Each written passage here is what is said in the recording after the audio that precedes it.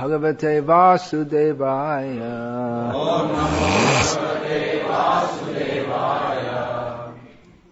Om Namo Bhagavate Vasudevaya.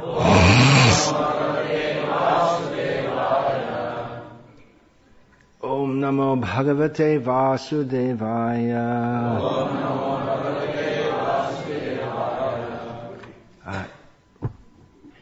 Vishnu Sahasranama, name 497, is Gopatih. The word go means cow, so one very obvious meaning of this is the Gopatih, the Lord of the cows. Go also means the earth, so the Lord of the earth. And although the commentators, the traditional commentators, don't give this meaning, but we also learn from Srila Prabhupada's books that go means senses. So we have the word Goswami, one who is the master of his senses. So that would be this same meaning. There are several other meanings also. The protector of the cows, the Lord of the cows. That is the one which you would expect, maybe, that Baladev Vidyabhushan would give, as the Gauriya commentator. But he gives another meaning, that Gopatih means the sun. That meaning comes in the Bhagavatam, in the first canto, chapter 12, text 10. Gopatih means the sun, and so Baladev gives the meaning that the sun god, Surya, considers Krishna to be his master. So Gopatih, Goswami also means the Lord of the cows. I've seen a translation in some non-devotee given that. It's not normally used in that sense. Goswami, of course, there's so many names of Krishna connected with the cows. Gopal is the most famous, Gopal and Govinda. And then those who are connected with the cows, he's Gopi Janna Vallabha, Gopanandana, Nanda Gopakumara, and so many names of his being the Lord of the cows. Although the cow herder takes charge of the cows, in many ways he's their servant also. He protects them. That's another meaning of the master, means he also has to protect them. Among the demoniac people, they think that to be in charge of something means that you exploit it. But in godly culture, to be in charge, or to be the master, means to give protection. The Kshatriyas mean they are the lords of the earth, but their key title, they may be called Raja, Bhupal, or whatever, but Bhupendra, Bhupal also gives the meaning of maintaining. But the core word is Kshatriya, who protects from hurt. In the Bible, it's stated that God gave man dominion over all the animals. We can see what kind of people they are. The followers of the Bible, they took that to mean that God gave us all the animals to eat and exploit. Dominion means lordship. But in a godly culture, it means you have to look after them. Not that you just take them for your own enjoyment. So that we have the it's a historically an inherited concept in these demoniac religions suitable for demons, that people, they may be very good and think themselves very good and be very good in their dealings with others, but they think nothing of eating animals, and they'll make all protest or some human rights, but they never think of the animals are being slaughtered and tortured. Some of them are beginning to think about it now. And even though much of the population of the formerly Christian world is now atheistic or agnostic, but they've inherited that. They'll talk about human rights, but they never think of what does it matter? They're there for us to exploit. So these names, Govinda, Gopala,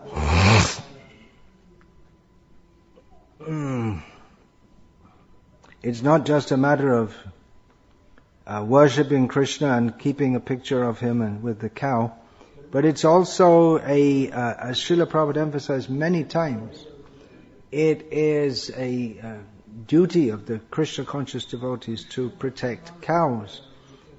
In many of our centers we have cows and we protect a few here and there while hundreds and thousands and millions go to the slaughterhouses.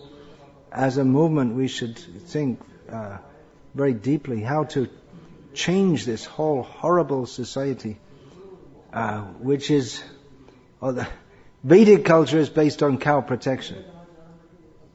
Brahminical culture and cow protection. And Srila Prabhupada, commenting on this term, Go Brahmana Hit, Krishna, he says that Krishna is more important the protection of the cows than even of the Brahmanas.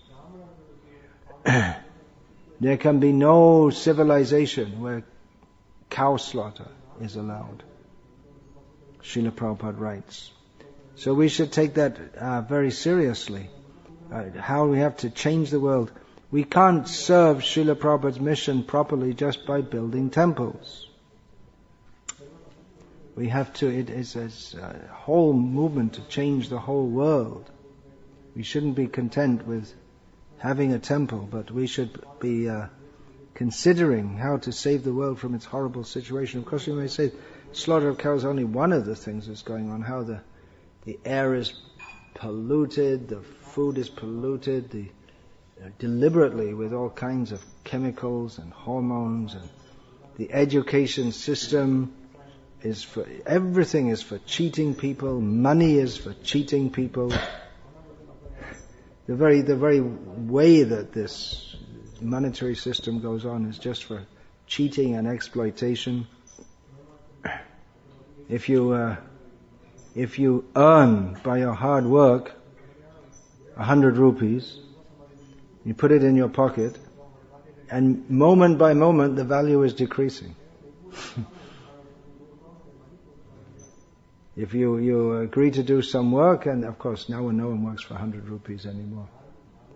Maybe rickshaw driver, you can go on a rickshaw ride for 100 rupees. But even the rickshaw driver, he doesn't get 100 rupees out of the 100 rupees. Anyway, say you agree to do some work. Okay, I'll do this work for 10,000 rupees. And in between the time that you agree to do it and you do the work and you get the money, then the value of that 10,000 rupees has gone down. Maybe you say very little, but it erodes, the value gets eroded, and everyone's trying to cheat. So the whole money, the whole culture, very, very bad culture. So we're discussing here names of the Supreme Lord. This Vishnu Sahasranama, sometimes you see people reciting it here in India still, or even speaking on it, and mostly some old people who have nothing to do, they'll sit and listen to it. But Srila Prabhupada, his concept of Krishna consciousness was not for a few people to sit around who've got nothing better to do, but for the people who have got the best thing to do, which is to act for the benefit of the world, to sacrifice themselves for the benefit of the world. Unfortunately, society is so corrupt at the present time that we find people join this movement with an aim to benefit themselves in their own demoniac way of thinking by getting dhanam and janam and sundarim. And it may be very difficult to distinguish who's a devotee, because they know how to play the role of a devotee, but they have some other motive. They may have some devotion also, but it's very much mixed up with the cheating, exploitive motives. As Srila Prabhupada wrote in one purport, there are many demons in the guise of devotees in this Krishna consciousness movement. So Krishna is the protector of the cows. We can't protect... You can have a few cows in the temple yard, but really protection of the cows, it requires a whole society, a complete change of attitude in society. The whole aim of the society has to be different. At the present time, the whole aim of society, everyone's aim is simply to get money. Both those who have plenty of money, their aim in life is to get more money. And even if they squeeze, to get more money, even if they squeeze those who have less money so they get less and less money, it doesn't bother them at all. It's a heartless society. Kill the cows, kill the chickens, kill the humans, exploit the humans, make the wealthy people more and more wealthy at the expense of the people with less and less money. So to bring about protection of cows apart from just 1 or 2 or maybe 200 or 300 we can keep. If we have 200 or 300, we think that's a very big goshala. I don't think anyone in ISKCON has so many cows.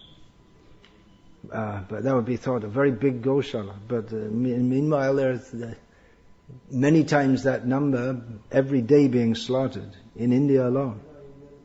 So we really have a mission to change the world. The whole way of thinking. It's not just getting people to chant Hare Krishna. That in itself is a great endeavor to get people to chant Hare Krishna. But their whole way of thinking, just to get people to be sane, not attracted by, or not to be victimized by gross sense gratification. People are so much molded in that way that even after hearing about Krishna and Krishna consciousness, they just fall into gross sense gratification, just like some animals, something like this. So all these names are of very great import. It's not just some intellectual exercise to discuss these names of Krishna.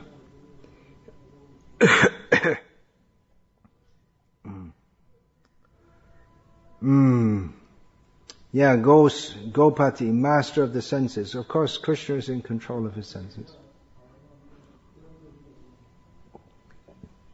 As Bhishma Dev said about Krishna, he's the greatest brahmachari, which might seem very strange. You might think that Bhishma Dev himself is the greatest brahmachari. And Krishna, he's not in control of his senses. He has its predilection for women, even those who are not his own wife. But Krishna is completely in control of everything, including his own senses, which are non-different from him. It takes very elevated consciousness to understand Krishna's complete purity, just one of the names which came in the previous verse, that was Dharmakrit, one who makes dharma. So there are so many objections to Krishna, that he's not moral. So I took how many lectures? 7 lectures to address that, but 6 of them are on the point of Krishna's supposed immorality. But not everyone can understand this, but we find that in all the philosophical intricacies of it. But previously in India, people had, even without understanding all the philosophical discussions, they had a basic faith and a basic understanding that Krishna is completely pure, and his dealings with the gopis and the queens of Dwaraka, that is completely pure. They didn't think that Krishna could be impure. Krishna is completely in control of his senses. And the way to control the senses how can we control the senses? It's not a very easy thing to do. If we try to control the senses without being Krishna conscious. But the method to control the senses is to engage them in the service of the master of the senses. And that is the process of bhakti. Otherwise, to withdraw the senses by doing deep breathing, this yoga system, actually even to begin the yoga system, one has to follow the first thing is yama, niyama. So the first thing is that one has to lead the moral life. Now there is no question of yoga without following a moral life. That's to stop one behaving in a grossly sinful way. One should observe brahmacharya, not stealing, not coveting others' possessions. That's the basic moral principles. But then to actually control the mind and senses, then there's this whole system of controlling the breath and trying to separate one's consciousness from everything material, including one's own mind. That's quite a tough one, because with the mind one has to become separated from consciousness of the mind. It's somewhat of a conundrum in the yoga process. You can only use the mind to try to control the mind, and eventually because the mind is material, to become completely non-conscious of it. So it's a very, very difficult process.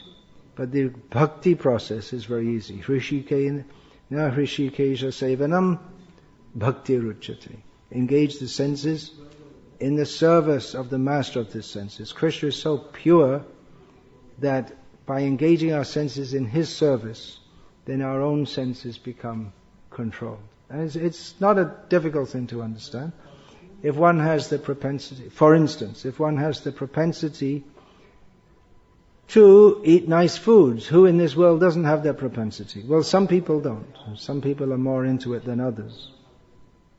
I can say for myself, I don't know, it's some biological change in my hormones, if you want to analyze scientifically, but when I was younger, I was very much concerned with eating many palatable foods. Nowadays, not so much. There is a difference. I can't say I've fully controlled my tongue, but that desire to eat nice foods, it's not so strong as it used to be. But that can be dovetailed by preparing nice food for Krishna, or arranging to feed Vaishnavas and others with delicious Krishna prasadam. And then the idea, let me enjoy, that becomes directed to Krishna. Let us think, what does Krishna like to eat? Let us prepare for him so many nice preparations. And then serve it to others. And then you take. And then the pleasure that comes from doing so, that eclipses the pleasure of trying to enjoy by oneself. So this is the process. Krishna is very important for us to understand. Krishna is the master of the senses, not only of his own senses, but of all of our senses. So if instead of trying to identify my senses, they are my senses for me to enjoy, but rather if we think that these senses, this consciousness and sensual perception, is a facility given to me by Krishna, who is the master of his senses, the master of my senses, and it's all meant to be used in his service. It's given to me by Krishna for using in his service, not for my service. Now this is another common error of religious people. They think that, well, God is there, I'm here, okay, I'll pray to God, and God, he will give me the facility to enjoy my senses. That's what God should do. So teaching that we're not the body is you may think, well, that's pretty not much bhakti there. But there can't be any bhakti unless we understand that we're not the body. Otherwise we think we are the body, and the duty of God is to make my body stout and strong so that I can enjoy it all the better. But a devotee understands that these senses are given to me, and naturally the senses desire pleasure, but the way to get pleasure in a way that won't degrade us is to act for Krishna's pleasure. If we desire our own pleasure, then we indulge the senses, and then we become attracted to that, and we get caught more and more and more. We become more and more caught in a cycle of trying to enjoy the senses, which never satisfies us. But if we engage the senses in Krishna's service, then we become fully satisfied. Devotees at the highest level of God consciousness is to become the servant of the servant. For instance, a young gopi in Vrindavan will collect, on the order of a senior gopi, will collect flowers and string them into a nice garland and give them to the senior gopi, who will present the garland to Radha or Krishna, or both if you made two garlands. And the junior gopi will be in the background, not even being seen, and she'll take great pleasure. My Swamini means her senior gopi, she's offering to Radha and Krishna, who are very pleased with that. So taking pleasure, even not directly, Radha and Krishna are pleased, and my leader, the gopi who's leading me, she is serving Radha and Krishna, and I can assist in that.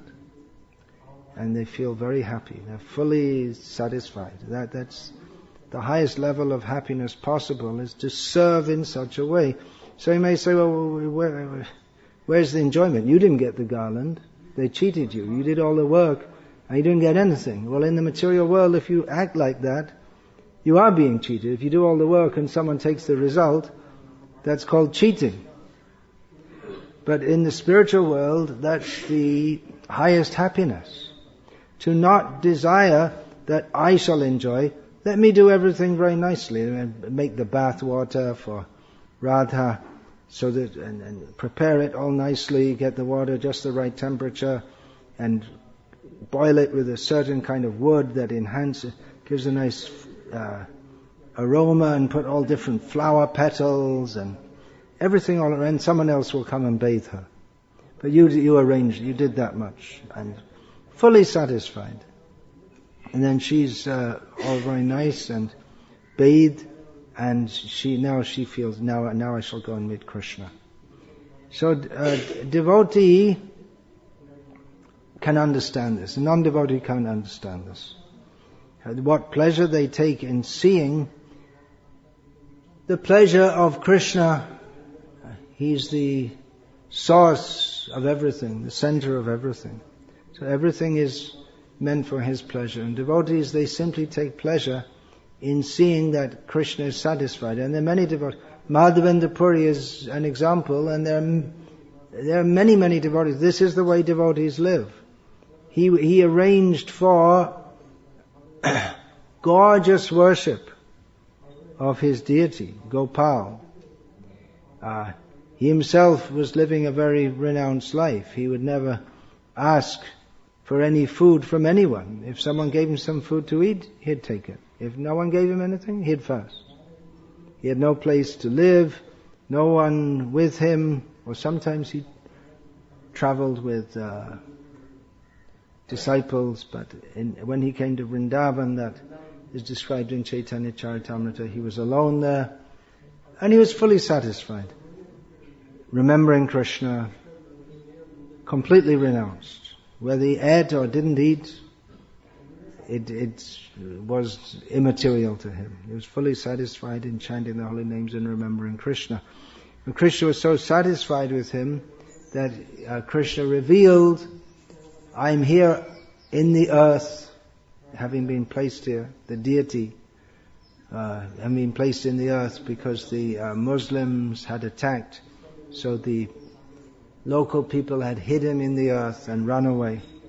So he revealed himself to Madhavendra Puri, who had no interest in interacting with people in the world, materialistic people, but then he called, all right, now, all you village people, you come, place the deity here, okay, call some Brahmins, engage them in the service, and then someone comes and builds a temple and brings food and so many nice items for service.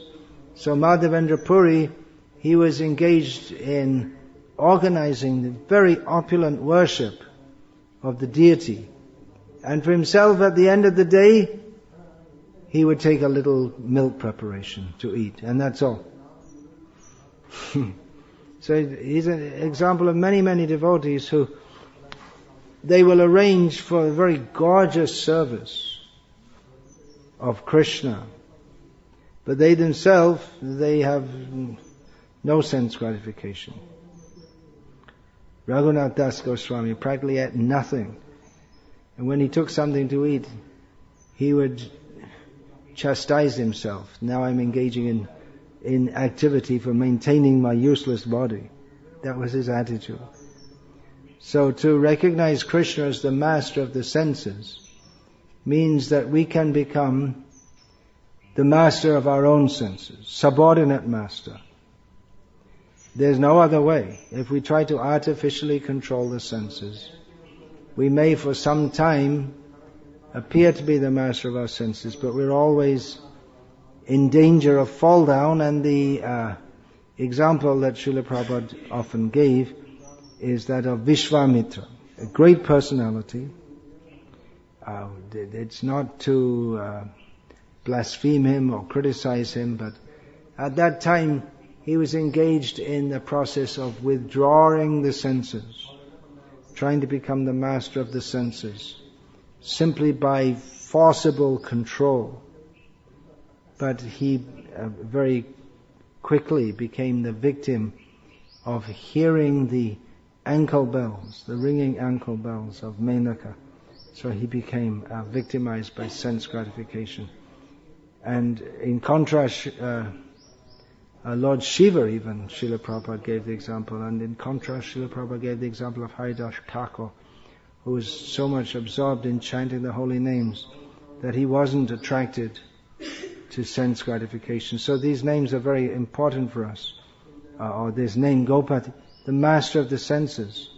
Our whole problem in this material world is our engagement in sensual activity. Sensual means sensual activity for sensuous activity, activity for sense gratification.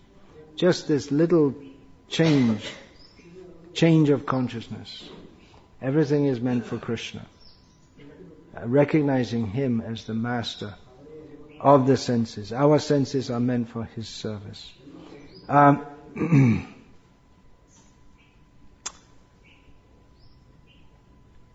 Another meaning of Go is word. So he's the master of all words.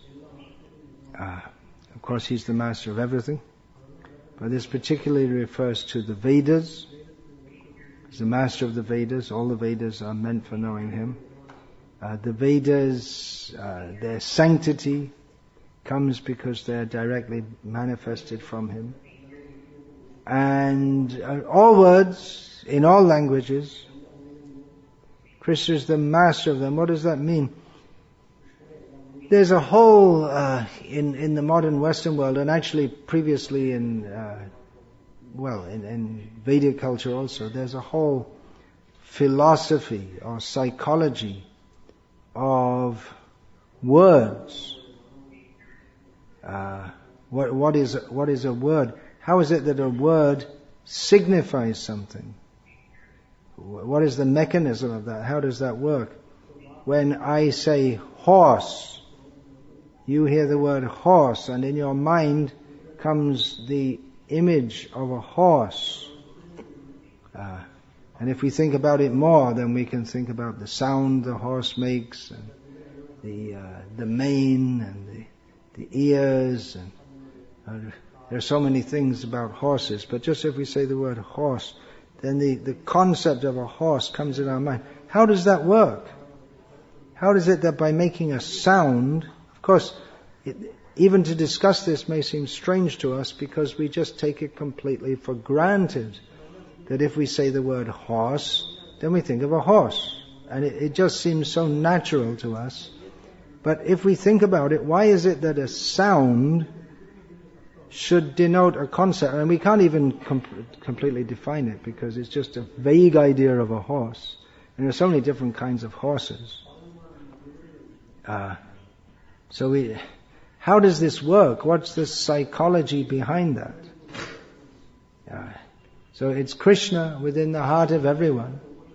He arranges that the consciousness can grasp a sound, and in the collective consciousness of the people who speak that language, they all understand the same thing by that word. Yeah, and in Vedic culture there's a whole discussion of this also. Do words simply denote something arbitrarily, or do they have inherent meaning?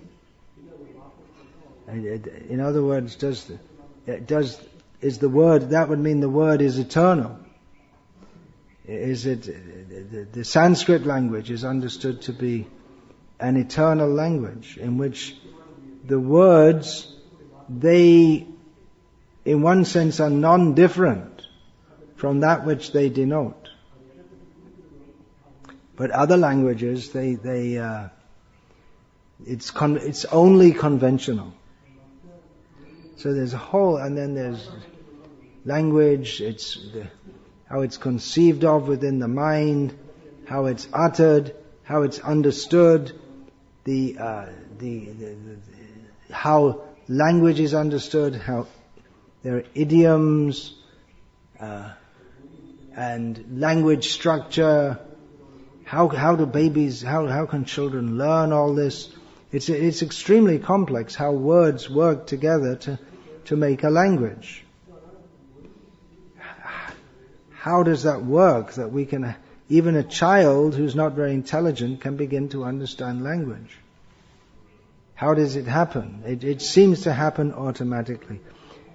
The answer to this question, as to all other unsolved scientific riddles, is Krishna.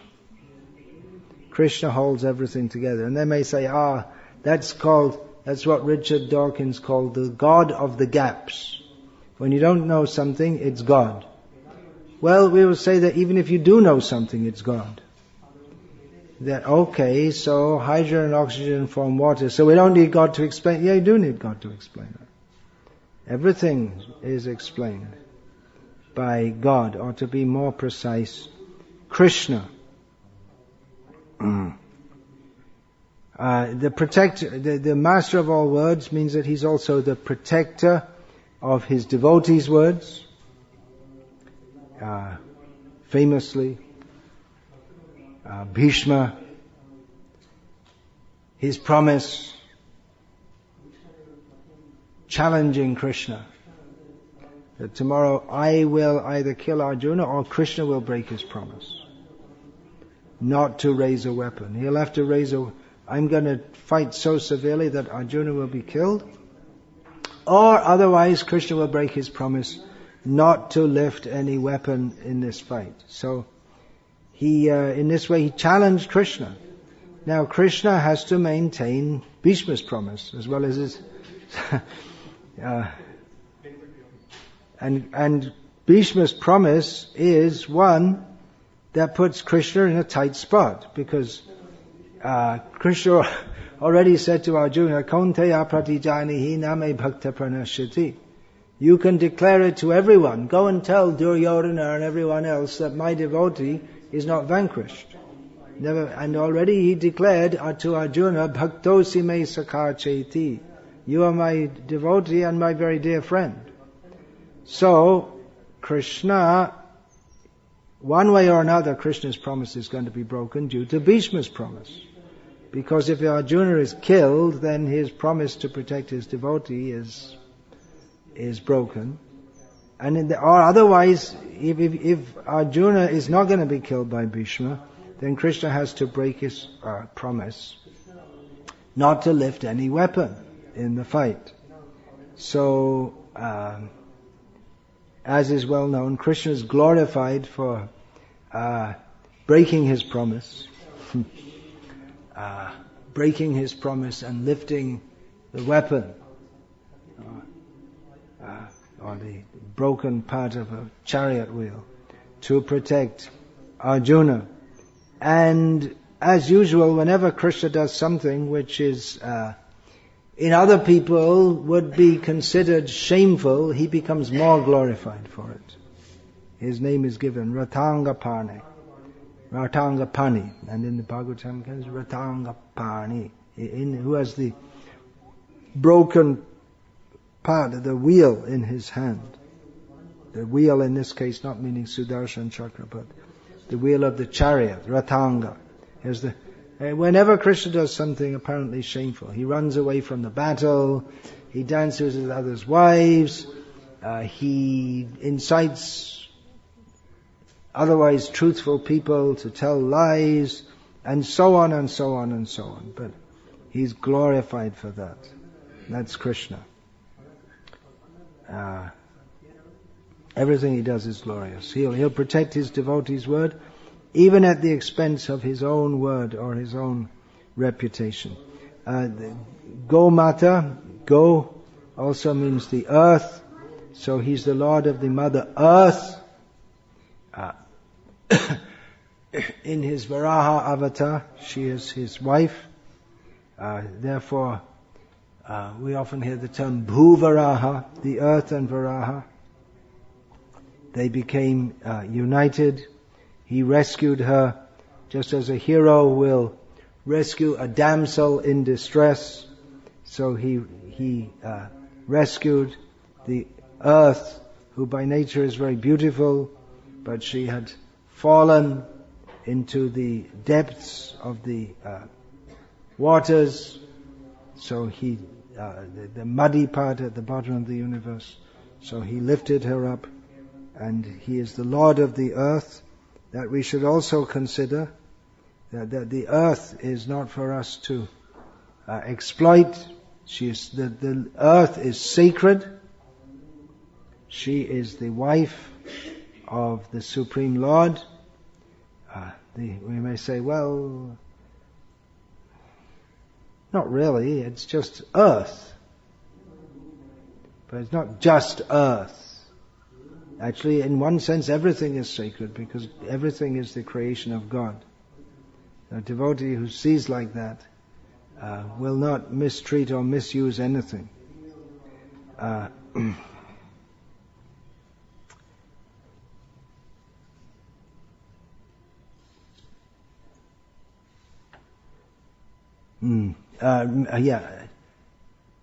Maintaining his devotee's word, just going back to that also. Because when Hiranyakashipu had challenged Prahlad, where's your God? He's everywhere. He's in this pillar? Yes. So to uphold the word of his devotee, Vishnu manifested from the pillar. Of course, if Hiranyakashipu had broken the pillar and not seen anything, that wouldn't mean that Vishnu wasn't there. He was there. But just to, of course there are many purposes that he manifested. The main one to kill Hiranyakashipu. But so that Hiranyakashipu couldn't have the pleasure of mocking Prahlad. And Prahlad said, you see, he's not there. We didn't see him, he's not there. So the Lord maintained the word of his devotee, that he is there. He's definitely there. He's right inside the pillar. He came out of the pillar and killed Hiranyakashipu. In this way he upheld his vow to protect the demigods also.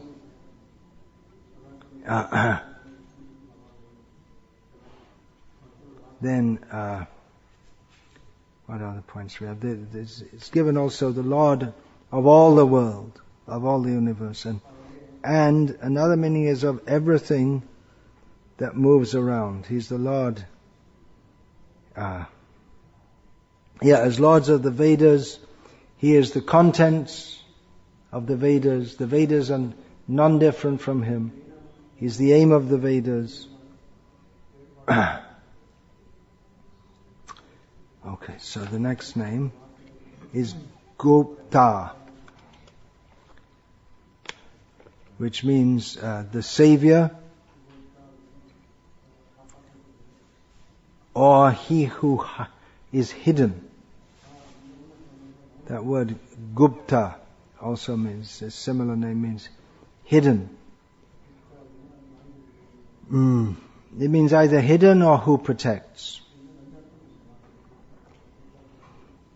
So this name has come up in various ways previously to protect. That name came in the previous verse, very important name, Vatsala. But that particularly gives the idea of one who protects his dependents.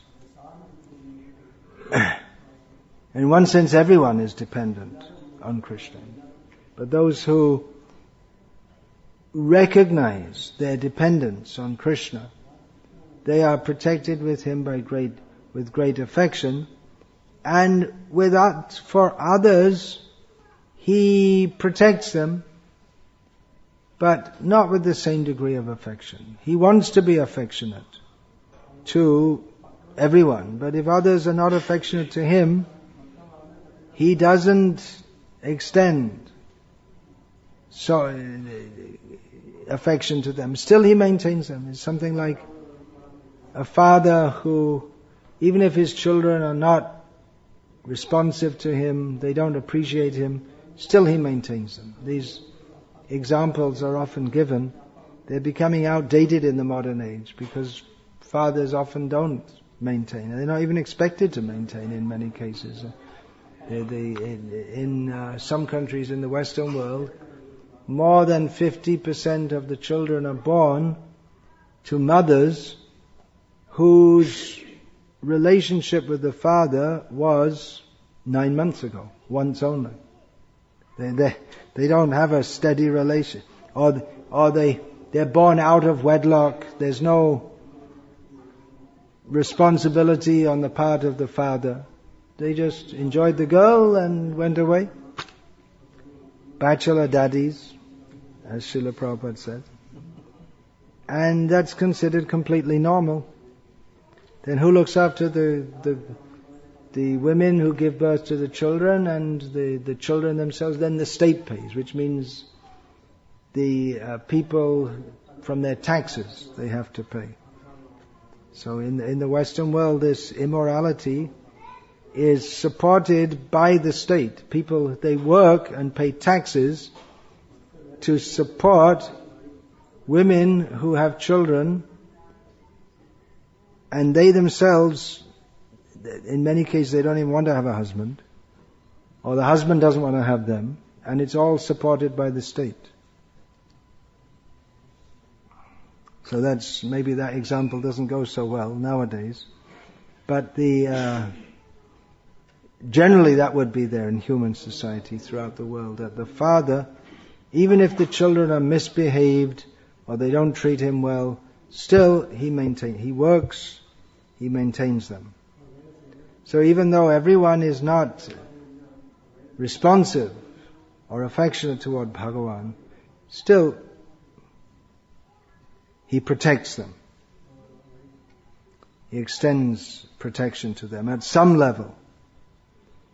For the course of time in which they have to enjoy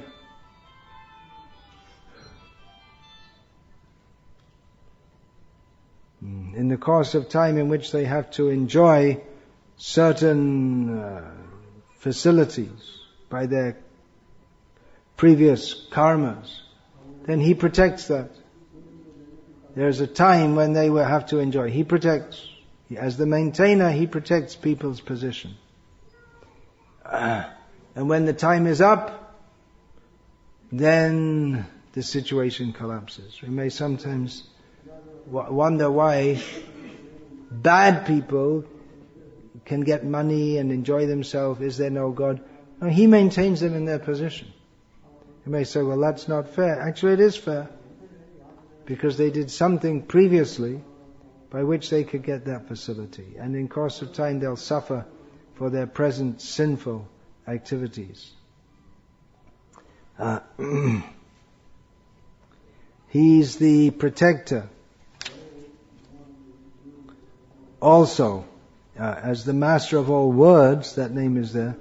So he protects that. He's the protector of all words, all knowledge. Even though knowledge may be wiped out from human society by barbaric people, he will protect it. Again and again he restores the Vedas. As Hayagriva, as Matsya Avatar, he comes and speaks the essence of the Vedas in Bhagavad Gita as Krishna. So in this way, he is the protector, Gopta.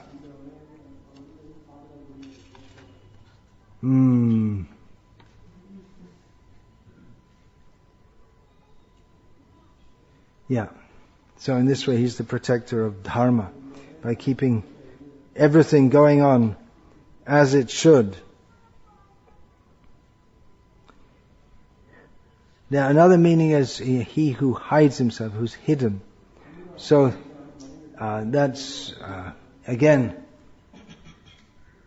I was just speaking about Prahlad and the pillar.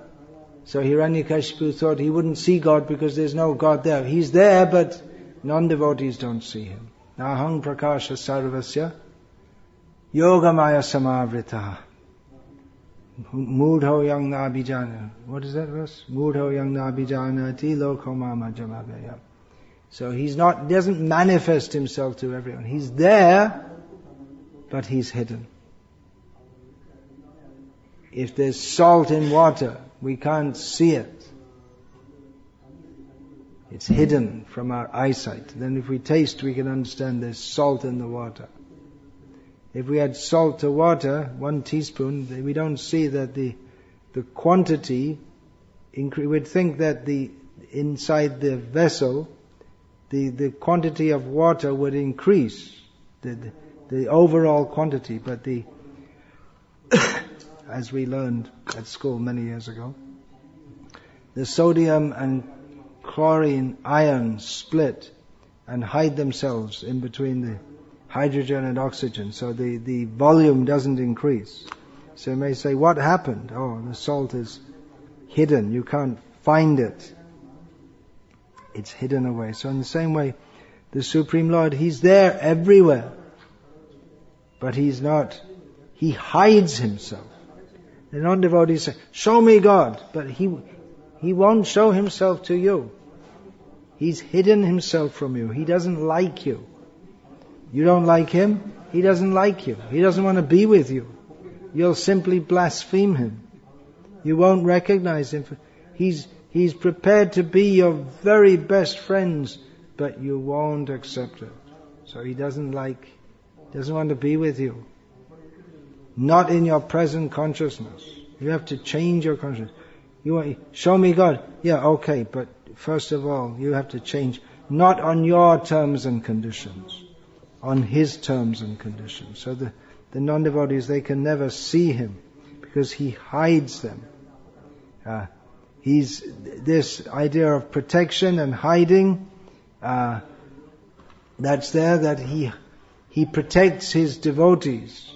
The two meanings come in one sense, inasmuch as He protects His devotees by hiding them from their enemies. Sometimes we see that devotees, they pass through all kinds of obstacles and it's impossible. How could they? There's a story of one devotee, he walked from, Sarajevo to Croatia, where there was a full-scale war going on. He wanted to join the temple. He somehow or other got a book in the middle of the war, and he walked several hundred kilometers through a complete war zone. And everyone was completely astonished when he arrived, because how could you have lived? Even to go out, even for 5 minutes, you must be killed, but at checkposts he'd be stopped, and they could understand he's from the other group, and normally they would have just shot him, but he just walked. He had faith in Krishna and just walked and walked and walked, and after several days he reached. So, by hearing about this, we should be confident that Krishna is protecting us, and we can't protect ourselves. If we've tried to protect ourselves, it doesn't work. If we surrender to Krishna, Krishna always protects his devotees. Srimad Bhagavad Gita. Arjuna says to Krishna, upon seeing the universal form, Arjuna says, Tvam aksharam paramam veditavyam, tvam asya vishvasya parang nidhanam, tvam avyaya shashvata dharma gopta, sanatanas twang purusho mato me. So you heard the word Gopta there. Specifically, Arjuna addresses Krishna as the Gopta, the maintainer. Srila Prabhupada says maintainer here. Maintainer, protector, they're very similar terms. You are the protector of the eternal religion. When you say, well, how is dharma eternal? Everything, the very nature of this world is that in this world, everything changes all the time. So how can dharma said to be eternal? Well, dharma is that principle which underlies everything. Everything changes, but dharma doesn't change. Brahman doesn't change. So that is maintained by Krishna. That which is steady within the universe. Whereas everything is changing, but dharma remains. Krishna is the maintainer of the eternal dharma. Even there may be people like Duryodhana who are hell-bent on destroying all principles of dharma. King Vena wanted to destroy all the principles of dharma. So such people may flourish for a very short time, and then Krishna again restores. He's the protector of the eternal principle of dharma. Here in the Bhagavatam, Canto 3, Chapter 16, text 23. Natvang dvijotama kulang yadihatma gopam gopta. There's the word. Gopta vrisha svahanena sunritena. Tahyeva nankshati shivastava deva panta loko grahish yad rishabhasya hitat pramanam. O Lord, you are the protector. There's the word. Gopta, protector. Of the highest of the twice born.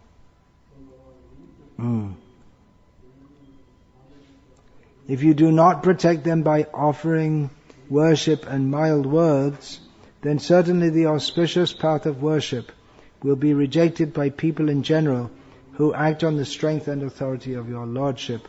So here it said that how Krishna protects the highest of the twice born, the highest brahmanas, by himself worshipping them. And by his so doing, he sets the standard for all others to do so.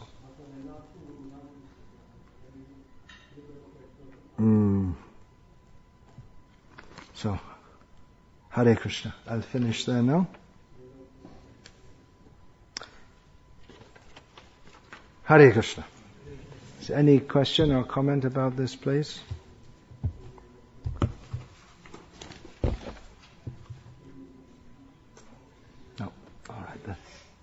Okay. Yeah. The first name, Gopatih, when we were discussing, you mentioned that while preparing prasadam, that we meditate on Lord's pleasure, want to satisfy. What about when we are cooking for devotees? That's a common question, yeah. What about if we're cooking for devotees? Some temples they have like a prasadam for devotees and then offerings are separate. I never understood this. Yeah, Srila Prabhupada said that in the temples, actually everything should be offered to Krishna. So we may cook with the pleasure of the devotees in mind also.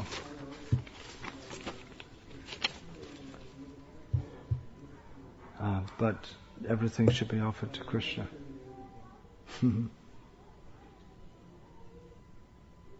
There we see Chaitanya Mahaprabhu's pastimes, that devotees would cook items that they knew were pleasing to him. They'd offer to Shalagram first. So that idea, of course he is the Supreme Lord himself, but they were treating him as if he was a devotee. So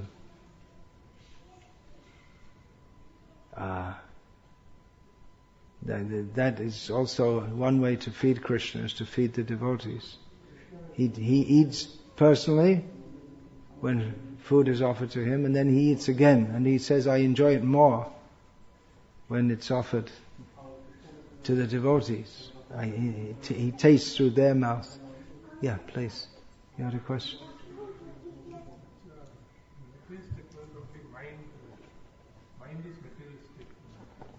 In the material world, the mind is materialistic. That sounds like a truism.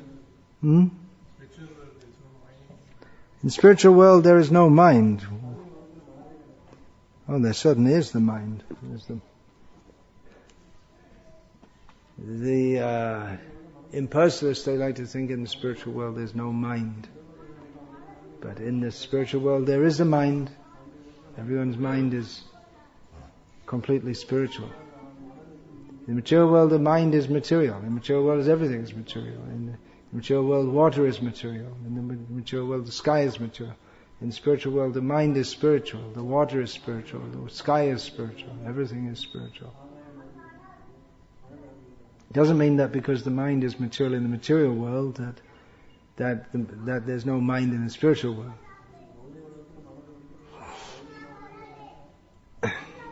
Hare Krishna. All glories to His Divine Grace, Srila Prabhupada. Hare Krishna.